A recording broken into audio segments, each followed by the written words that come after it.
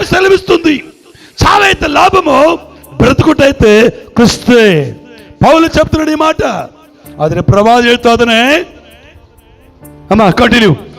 ನಾನು ನನ್ನ ಪಿತೃಗಳಿಗಿಂತ ಉತ್ತಮನಲ್ಲ, ನಾನು ನಮ್ಮ ದೊಡ್ಡವರಿಗಿಂತ ಉತ್ತಮನಲ್ಲ ಎಂದು ದೇವರನ್ನು ಪ್ರಾರ್ಥಿಸಿ ಅದೇ ಗಿಡದ ಕೆಳಗೆ ಮಲಗಿಕೊಂಡು ನಿದ್ರೆ ಮಾಡಿದನು. ಪಕ್ಕನೆ ಒಬ್ಬ ದೇವದೂತನು ಅವನನ್ನು ತಟ್ಟಿ, ಅಮ್ಮ ಏನು ಓದ್ಬಿಟ್ಟಮ್ಮ ನೀನು, 4ನೇ ವಚನ ಇಂಪಾರ್ಟೆಂಟ್ ವಿಷಯ ಬಿಟ್ಬಿಟ್ಟಿಯಲ್ಲಮ್ಮ.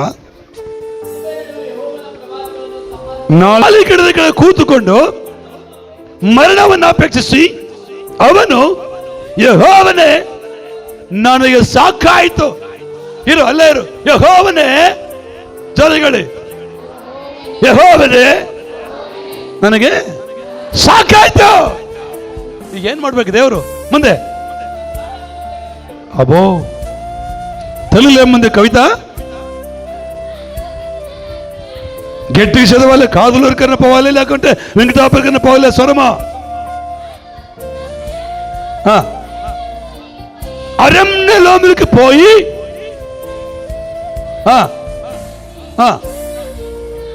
మరణాపేక్ష గలవాడై యెహోవా కానే కాదు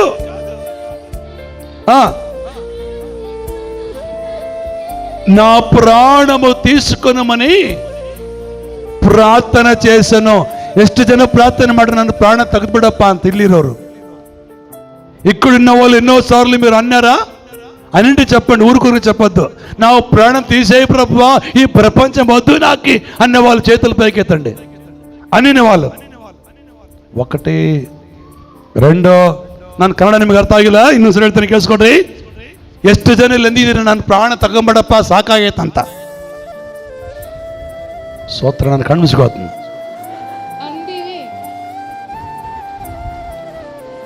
ಅಂದಿದ್ರೆ ಕೈ ತೋರಿಸಿ.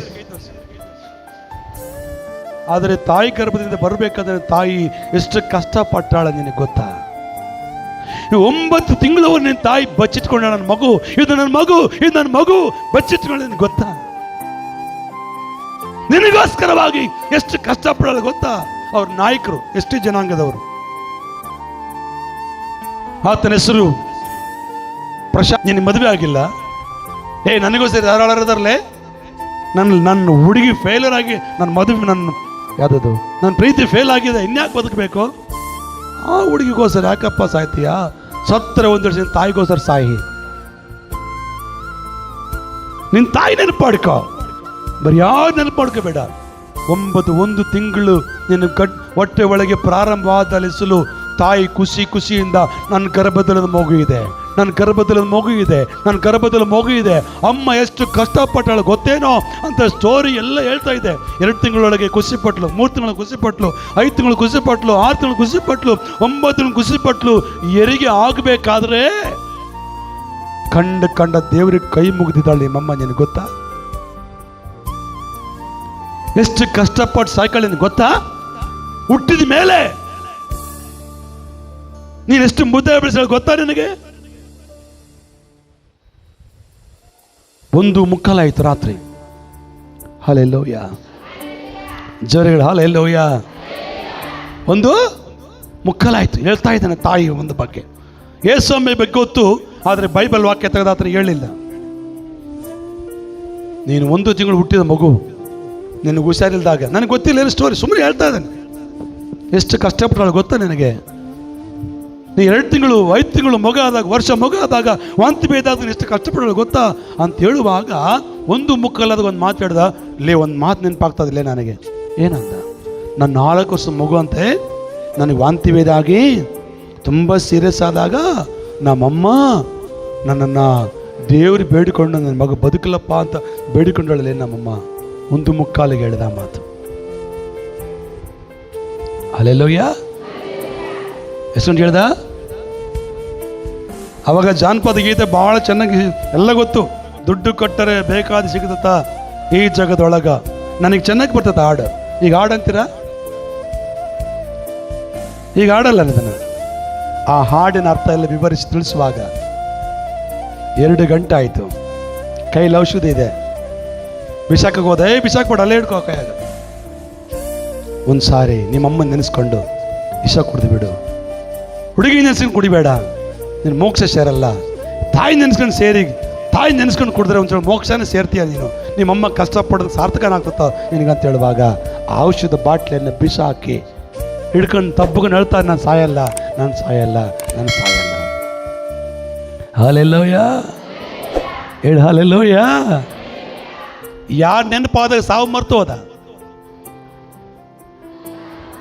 ಜೋರಿಗಳೇ, ನೆನಪಿದೆಯಾ ನನಗೆ ನಿಮ್ಮ ತಾಯಿ ಎಷ್ಟು ಕಷ್ಟಪಟ್ಟಾಳ? ನೆನಪಿದೆ ನನಗೆ ನಿಮ್ಮಮ್ಮ ಎಷ್ಟು ಪ್ರಯಾಸ ಪಟ್ಟಿದ್ದಾಳೆ? ಈಗ ವಯಸ್ಸು ಬಂದಿದೆ, ಒಂದು ಹುಡುಗಿಗೋಸ್ಕರ ಪ್ರಾಣ ಕಳುತ್ತೀಯ, ನಾಚಿಕೆಲ್ಲವಾ? ದೇವರ ವಾಕ್ಯ ಹೇಳ್ತದೆ, ತಾಯಿ ತನ್ನ ಮಗನನ್ನು ಸಂತೈಸುವ ಪ್ರಕಾರ ಏಸಪ್ಪ ನಿನ್ನನ್ನು ಸಂತೈಸ್ತಾನೆ.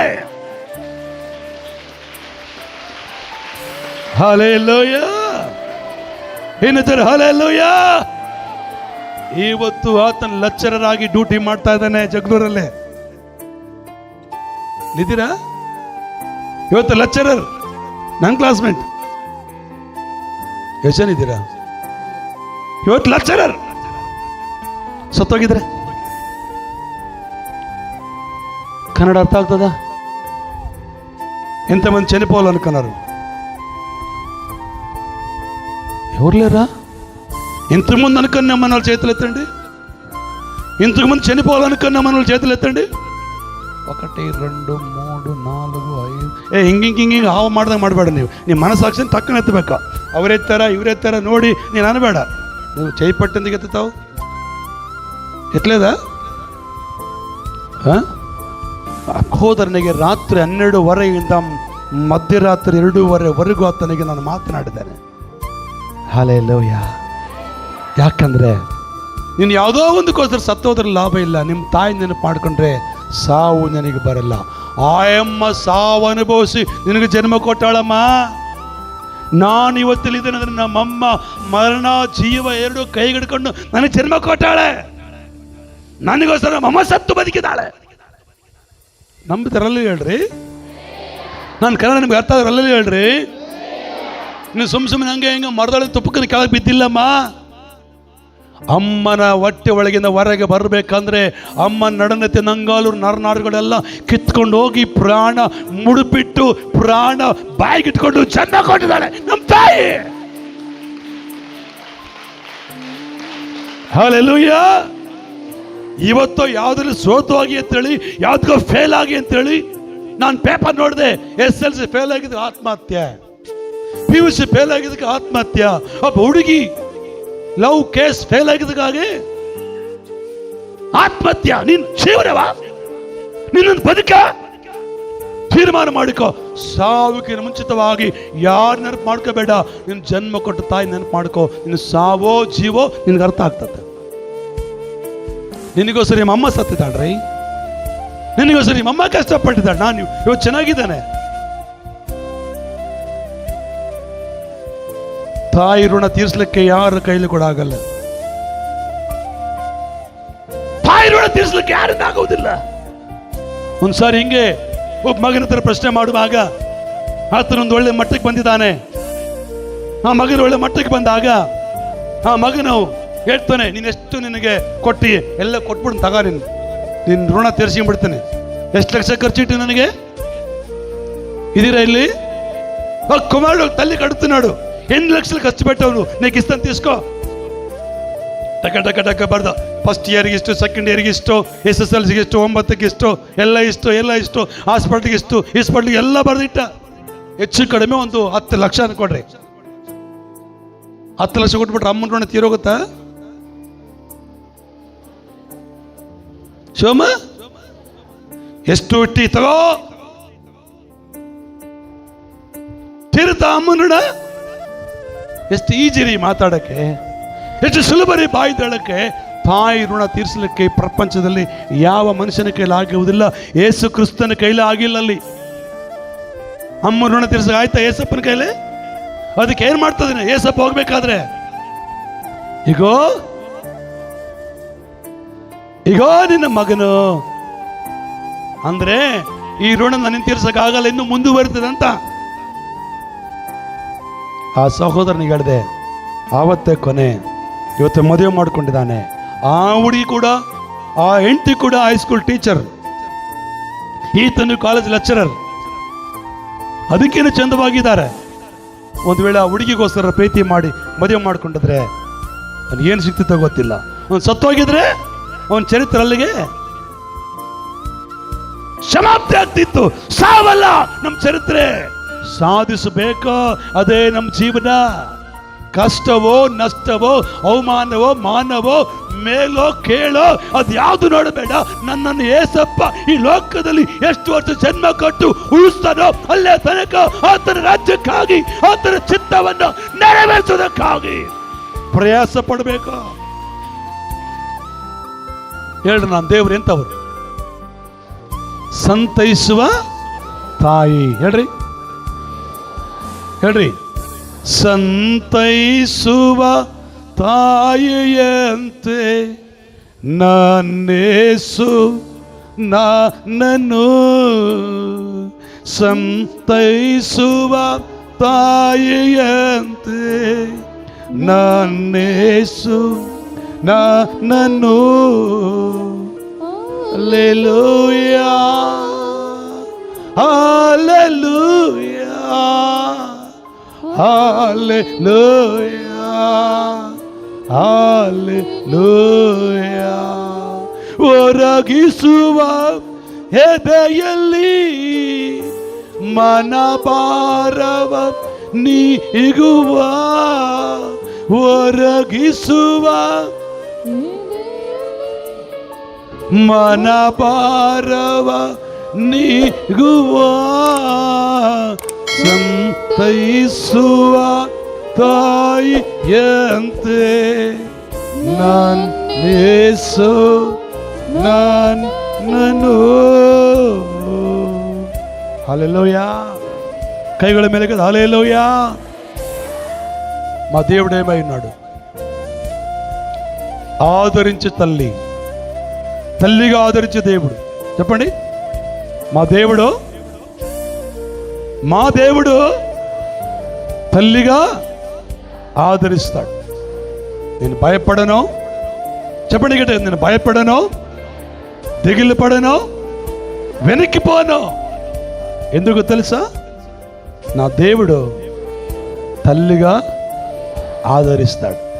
ನನ್ನ ದೇವರು ತಾಯಿ ಅಂತೆ ಸಂತೈಸ್ತಾನೆ. ದೇವರಿಗೆ ಮಹಿಮೆ ಆಗಲಿ. ನೆನಪು ಮಾಡ್ಕೊಳ್ರಿ, ಇನ್ನು ಭಾಳ ಪ್ರಸಂಗ ಇದೆ. ಯಾವತ್ತೂ ಕೂಡ ಸಾವು ನೀವು ಕೋರಬಾರ್ದು, ನೀವು ಮರಣವನ್ನು ಅಪೇಕ್ಷೆ ಪಡಬಾರ್ದು. ಮರಣ ಅದು ಯಾವಾಗ ಬೇಕಾದರೂ, ಯಾರಿಗೆ ಬೇಕಾದರೂ, ಎಲ್ಲಿ ಬೇಕಾದರೂ ಬರ್ಬೋದು. ಇಲ್ಲೇ ಬರ್ತದೆ ನನ್ನ ಮರಣ ಅಂತ ಹೇಳಕ್ ಬರಲ್ಲ. ಹಲ್ಲೆಲೂಯಾ. ಮರಣ ತಪ್ಪದೇ ಬರ್ತದೆ. ನಿನ್ನ ಬೇಕಂದ್ರೂ ಬಿಡಲ್ಲ, ಬ್ಯಾಡಂದ್ರೂ ಬಿಡಲ್ಲ, ಅದು ಮರಣ. ಹಲೋ, ನನ್ನ ಕನ್ನಡ ನಿಮ್ಗೆ ಅರ್ಥ ಆಗ್ತದ? ಮರಣ ನೀನು ಇಲ್ಲೇ ಇರಬೇಕಂದ್ರೂ ಬಿಡಲ್ಲ,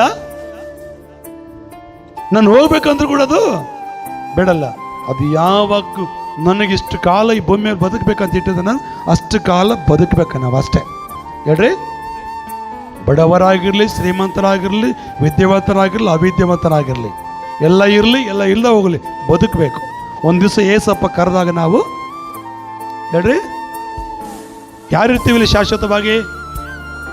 ಯಾರು ಇರ್ತಾರ? ಸಾಧ್ಯವಿಲ್ಲ. ಅದು ನಾವು ಮರಣ ಕೋರಬಾರ್ದು, ನಾವೊಂದು ಕೋರಬೇಕು.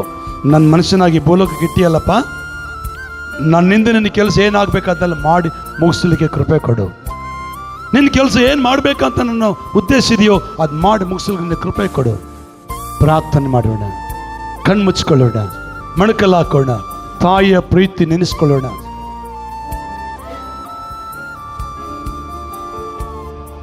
ತಾಯಿ ಪ್ರೀತಿ ನೆನಪು ಮಾಡಿಕೊಳ್ಳೋಣ. ಮುಗಿಸ್ತೇನೆ. ಎಷ್ಟೋ ಜನರಿಗೆ ಅಮ್ಮ ಇಲ್ಲ. ಒಬ್ಬ ಭಕ್ತನಿಗೆ ಹೇಳ್ತಾನೆ, ಒಬ್ಬ ಸಹೋದರಿಗೆ ಹೇಳ್ತಾಳೆ, ಅಪ್ಪ ಇಲ್ಲ, ಅಮ್ಮ ಇಲ್ಲ, ಬಂಧುಗಳು ಯಾರಿಲ್ಲ. ಯೇಸುವೆ ನಿನ್ನನ್ನು ಬಿಟ್ಟರೆ ಬೇರೆ ಗತಿ ಯಾರಿಲ್ಲ ಎಂಬುದಾಗಿ. ಕಣ್ಮುಚ್ಚೋಣ, ಕಣ್ಮುಚ್ಚೋಣ. ತಾಯಿ ಪ್ರೀತಿ ನೆನೆಸ್ಕೋ. ತಾಯಿಗೆ ದ್ರೋಹ ಮಾಡಬೇಡ. ಮೊಣಕಲ್ ಹಾಕು, ತಲೆ ಕೆಳಗಿಡಬೇಡ, ಮೊಣಕಾಲು ನಿಂತ್ಕೋ. Yes lord.